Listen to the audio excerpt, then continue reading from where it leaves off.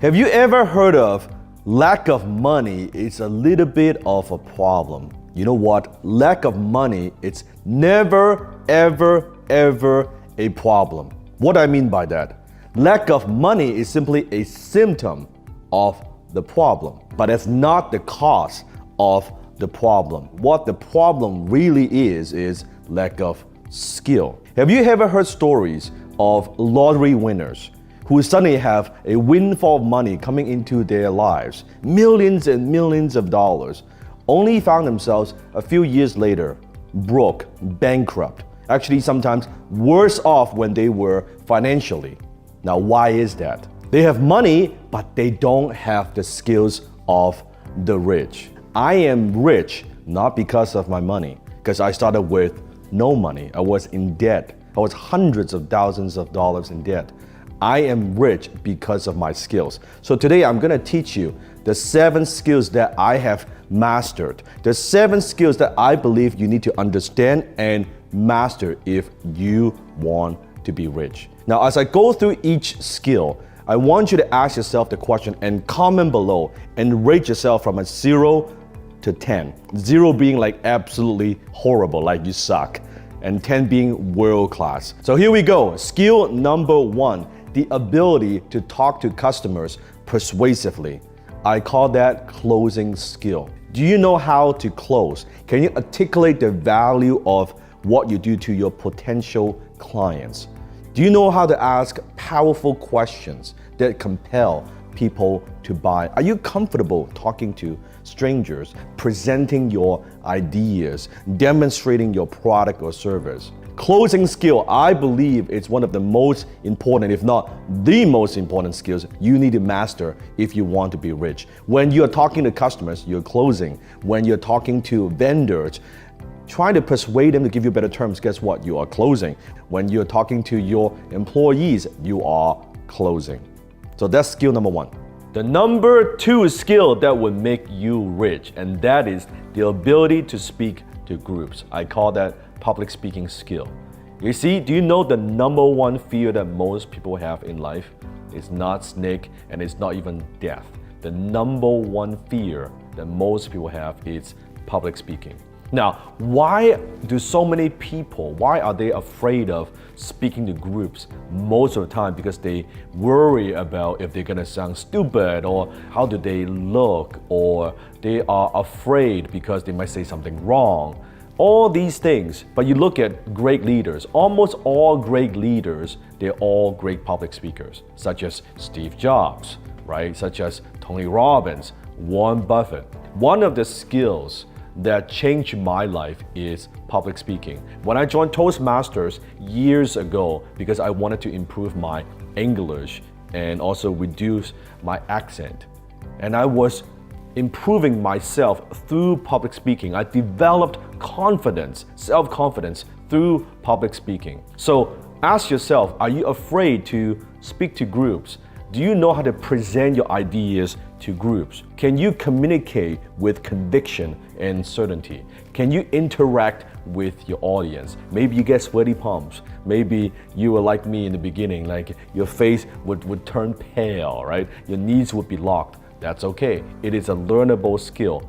But in order to be rich, public speaking is one of the most valuable skills that you must master.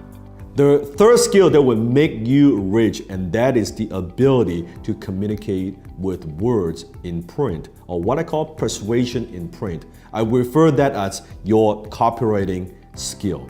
Now notice I said copywriting skill. Now copywriting, I'm not talking about being all grammatically correct, although it's good to do that. But I'm not talking about what you learn in school, the academic writing. I'm talking about communication. I'm talking about maybe it's your webpage, your video. I'm talking about your email. How do you communicate with the written words? Now, why is this so important? Because in day-to-day communication, the emails you send or the social media posts or the agreement, the contract, your LinkedIn post or your blog, a lot of that is written communication.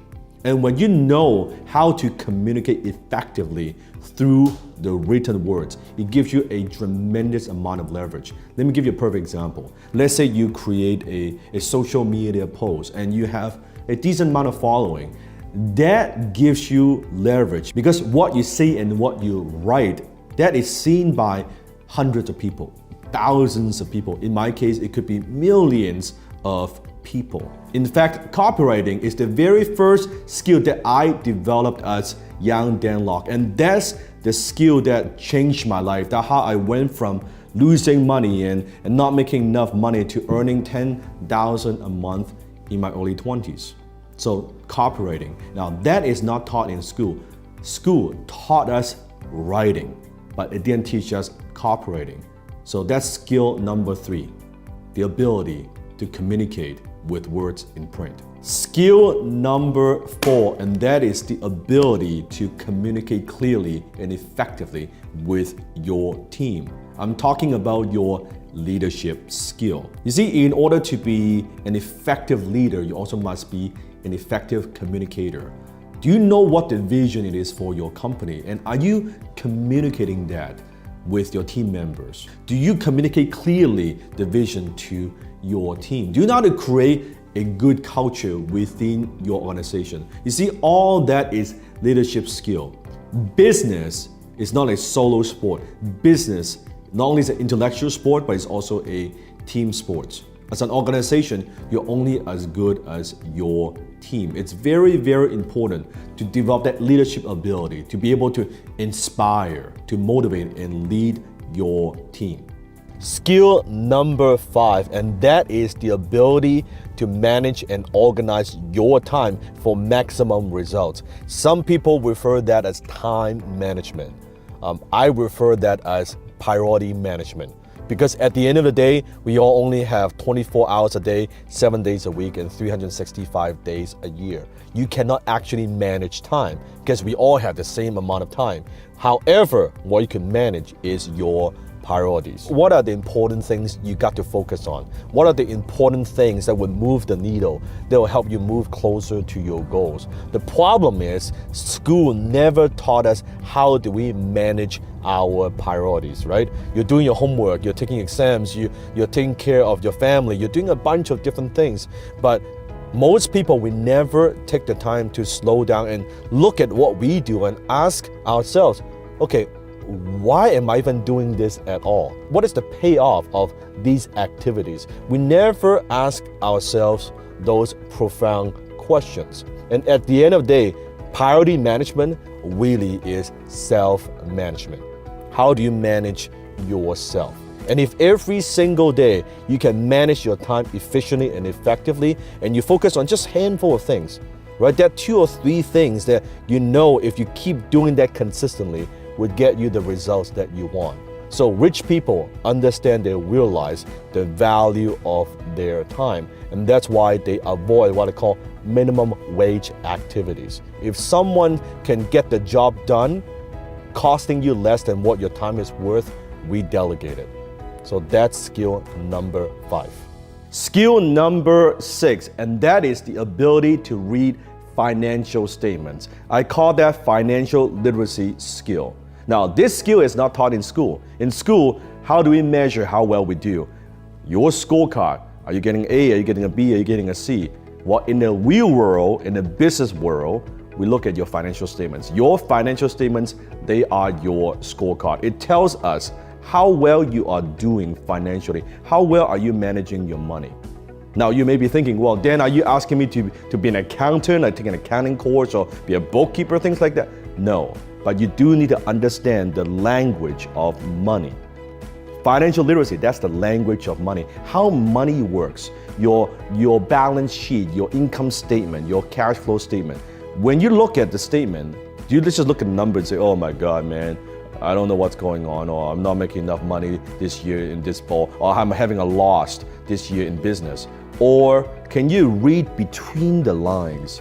What is it telling me? What's the story? How am I managing my money, right? And you need to understand the basics of some of these vocabularies of money: credit score, return on investment, profit and loss. right? Capital gain, capital loss, depreciation. A lot of these words, that's what you have to understand. You cannot improve something you don't measure. So financial literacy, and it's extremely important skill you must master if you want to be rich. Skill number 7, and that is the most important skill out of them all, and that is the ability to manage your own mind. I call that your mindset skill. Frustration, negativity, fear, envy, depression, limiting belief, procrastination. How do you manage your emotions? How do you manage your mind? You see, you could get all the other 6 skills right, and you can master all other 6 skills, but if you don't have your mindset right, it's not going to work. I've said it many times. The book Napoleon Hill wrote, it's called Think and Grow Rich. Part of thinking is managing your mind. What are you feeding in your mind? How many times do you know exactly what you need to do to accomplish your goal, to achieve results, but you cannot get yourself to do it because of procrastination? Maybe how many times in your life you have opportunities slip through your fingers and you cannot get yourself to step up and take action because of self-limiting belief? Or what about how many times that you know that other people believe in you, but you don't believe in yourself because of self-limiting belief? That's all mindset skill. So those are the 7 skills that will make you rich. If you want to know how it went from a poverty consciousness, a poverty mindset to a millionaire mindset, click the link below or somewhere on this page. I'm going to train you on it. Lao Tzu